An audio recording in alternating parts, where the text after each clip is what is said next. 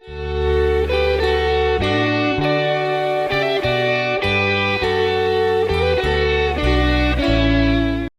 morning and welcome back to our devotions. I'd like to share something from Matthew chapter 6, verse 19 to 21. It talks about having your treasures not on earth where moth and rust and thieves will come to destroy and steal.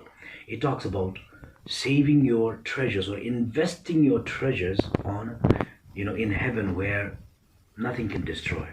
And it goes on to say that where your treasure is, there your heart will be. Matthew chapter 6, verse 19 to 21.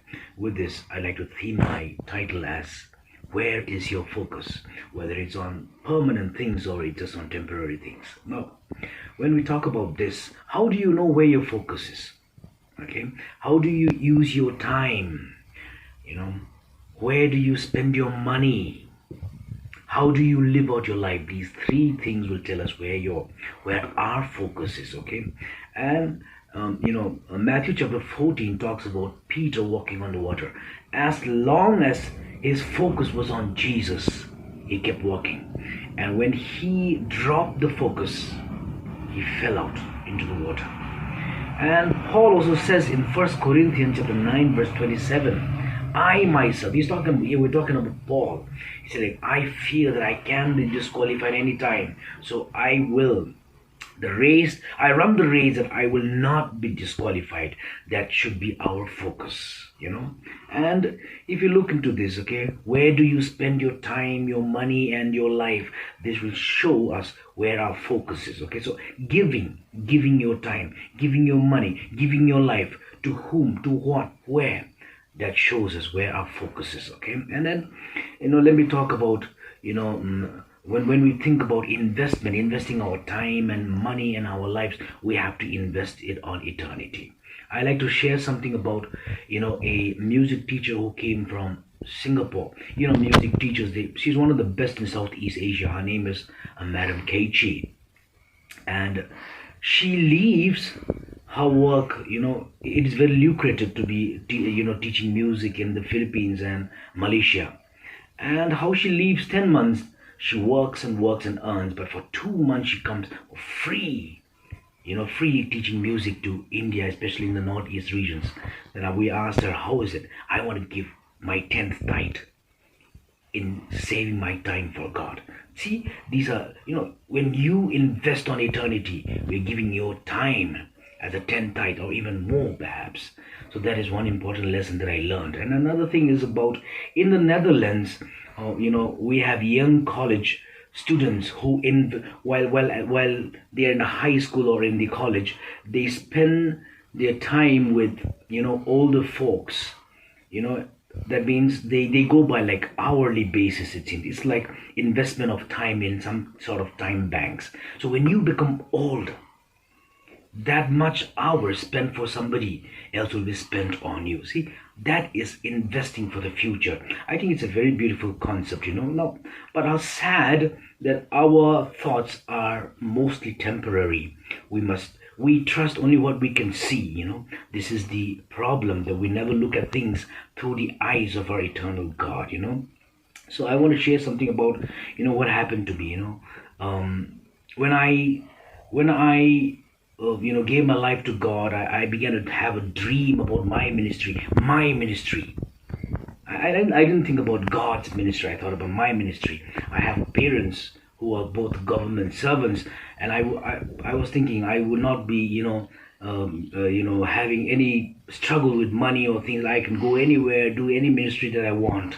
Or my brother, my doctor brother, he,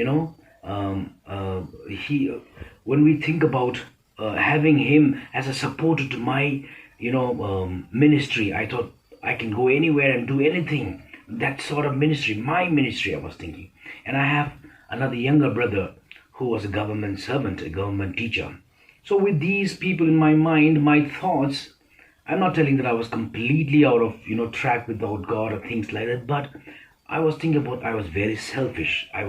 My treasures, my time, my investment was on things. I was leaning heavily on the things that, were on earth. I was trying to, and I realized that when both my parents are pensioners, my wings are clipped. 2014, my brother Kangam, I think you all know him, he passed away. My legs were crippled. And then my youngest brother, who was a government teacher, he also passed away in 2016. So my dreams are shattered. My mission, it was shattered. But with these, I want to share my experiences. As long as your focus is on earthly things and on temporal things, I think you cannot give your focus totally on God. So I learned this lesson. It should be God's mission.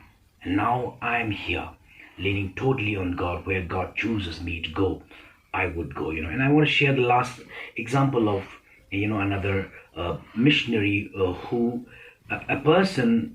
The first missionary to Manipur was William Pettigrew, but the one who sponsored William Pettigrew was Robert Arthington.